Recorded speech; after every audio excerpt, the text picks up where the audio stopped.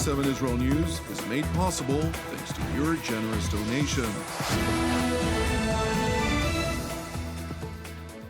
Shalom ve'erev tov, good evening. Welcome to our daily TV7 Israel News Bulletin, broadcast from Jerusalem. The United States and Israel are making significant strides in achieving the objectives of Operation Roaring Lion, or Epic Fury. President Donald Trump highlights 2 to 3 weeks left to achieve the goals of Operation Epic Fury. And Prime Minister Benjamin Netanyahu urges those assuming a defeatist analysis of the campaign against the Ayatollah regime in Iran to have faith.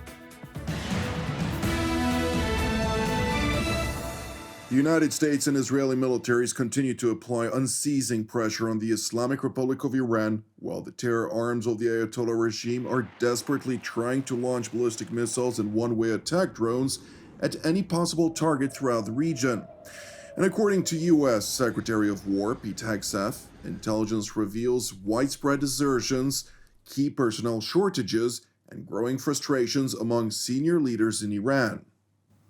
On the battlefield, because of the latitude the president has given us, American firepower is only increasing. Iran's decreasing.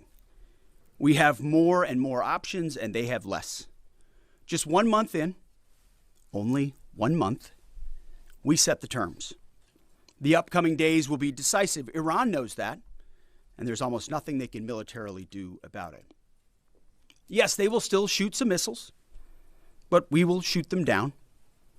Of note, the last 24 hours saw the lowest number of enemy missiles and drones fired by Iran.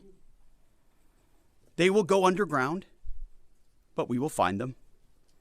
We recently destroyed another one of their command bunkers. Leaders forced to flee. No water, no power, no oxygen, no command and control. Their faith in their caves diminishing. The latest intel is clear out of CENTCOM. Our strikes are damaging the morale of the Iranian military, leading to widespread desertions, key personnel shortages, and causing frustrations amongst senior leaders.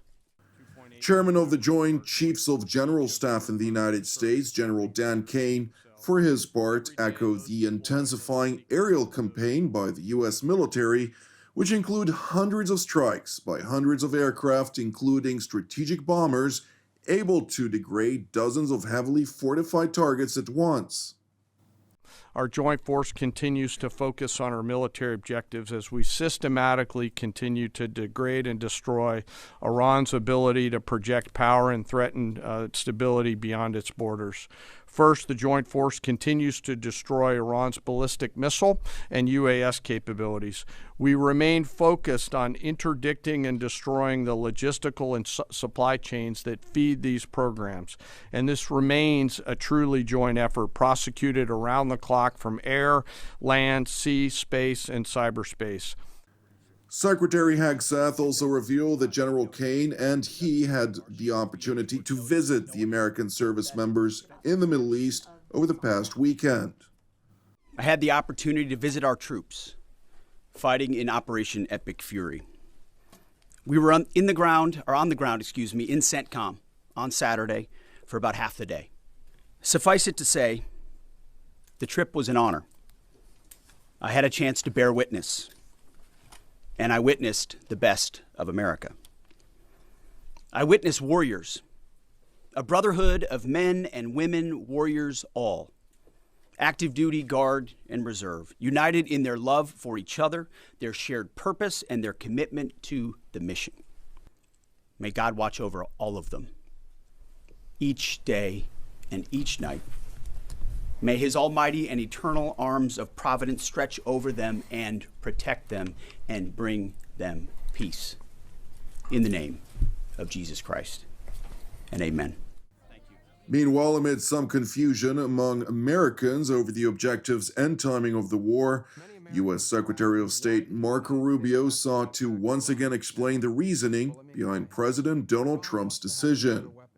Many Americans are asking, why did the United States have to attack Iran now? Well, let me explain. Iran wants to have nuclear weapons. Of that, there is zero doubt.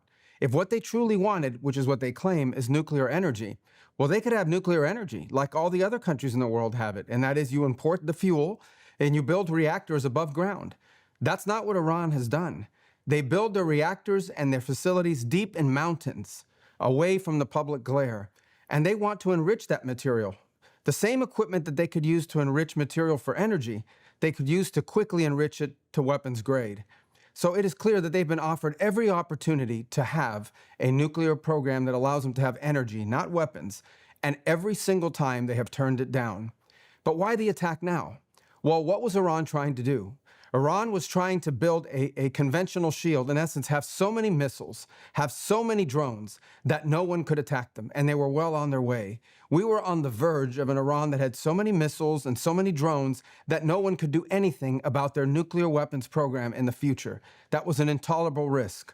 Under no circumstances can a country run by radical Shia clerics with an apocalyptic vision of the future ever possess nuclear weapons. And under no circumstances can they be allowed to hide and protect that program and their ambitions behind a shield of missiles and drones that no one can do anything about.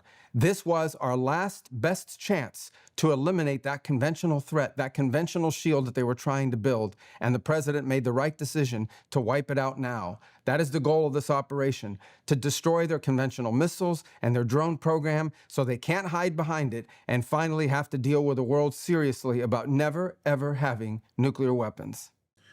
Meanwhile, U.S. President Donald Trump, in an address to the nation, stressed his unambiguous pledge while running for president in his first term to ensure that the Islamic Republic of Iran would never attain nuclear weapon capabilities. From the very first day I announced my campaign for president in 2015, I have vowed that I would never allow Iran to have a nuclear weapon. This fanatical regime has been chanting death to America, death to Israel for 47 years. Their proxies were behind the murder of 241 Americans in the Marine barracks bombing in Beirut, the slaughter of hundreds of our service members with roadside bombs. They were involved in the attack on the USS Cole, and they carried out the countless other heinous acts, including the just horrible, bloody atrocities of October 7th in Israel, something that most people have never seen anything like it. This murderous regime also recently killed 45,000 of their own people who were protesting in Iran. 45,000 dead. For these terrorists to have nuclear weapons would be an intolerable threat. The most violent and thuggish regime on earth would be free to carry out their campaigns of terror, coercion, conquest, and mass murder from behind a nuclear shield. I will never let that happen, and neither should any of our past presidents. While once again reiterating the objectives of Operation Epic Fury, President Trump pledged to persist in offensive combat operations until all of those objectives are fully achieved. I've made clear from the beginning of Operation Epic Fury that we will continue until our objectives are fully achieved. Thanks to the progress we've made, I can say tonight that we are on track to complete all of America's military objectives shortly, very shortly. We are going to hit them extremely hard over the next 2 to 3 weeks. We're going to bring them back to the Stone Ages where they belong. In the meantime, discussions are ongoing. Regime change was not our goal. We never said regime change, but regime change has occurred because of all of their original leaders' death.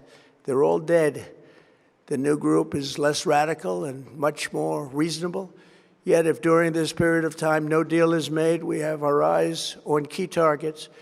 If there is no deal, we are going to hit each and every one of their electric generating plants very hard and probably simultaneously.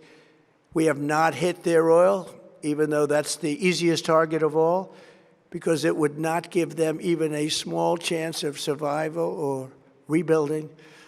But we could hit it, and it would be gone, and there's not a thing they could do about it.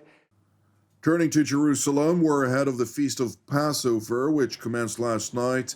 Prime Minister Benjamin Netanyahu proclaimed in an address to the nation that the state of Israel is stronger than ever. ישראל חזקה מאי פעם. Israel is stronger than ever. The entire world hears our lions roar in our struggle against the evil regime in Iran, a struggle in which we have achieved enormous accomplishments. But at the same time, there are painful costs. We all embrace with love the families who lost what is most precious to them, and we all embrace with love our heroic wounded in body and soul. For we are one people, bound by the cords of a common destiny to ensure our existence and our future.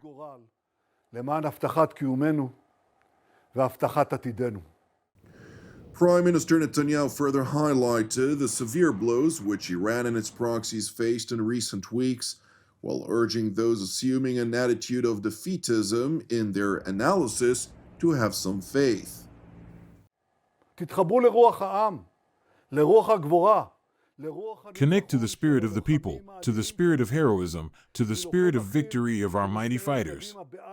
From the infantry soldier charging forward in Gaza and Lebanon to the pilot crossing the skies of Tehran, the Israeli fighter is bold as a tiger, light as an eagle, and brave as a lion.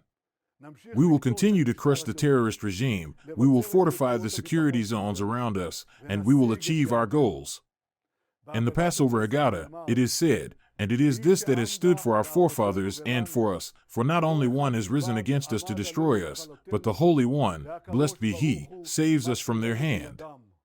The heritage of Israel and our right to our land is what stood for our ancestors, and it is what stands for us. The nation stands firm, and we must all continue to stand firm, and thus, with God's help, we will ensure the eternity of Israel. A happy festival of freedom to the entire house of Israel. חג חירות שמח לכל בית ישראל. Thank you for watching TV7 Israel News, which is made possible by the generosity of our viewers. Tomorrow, TV7 Israel News will not broadcast as we will join in observance of Easter holiday. We will resume our daily productions on Tuesday, April 7th. Please keep praying for the peace of Jerusalem and redemption of Israel. I'm Jonathan Hesson wishing you a blessed Easter and Chag Pesach Sameach. And God willing, until our next update, Shabbat Shalom from Jerusalem.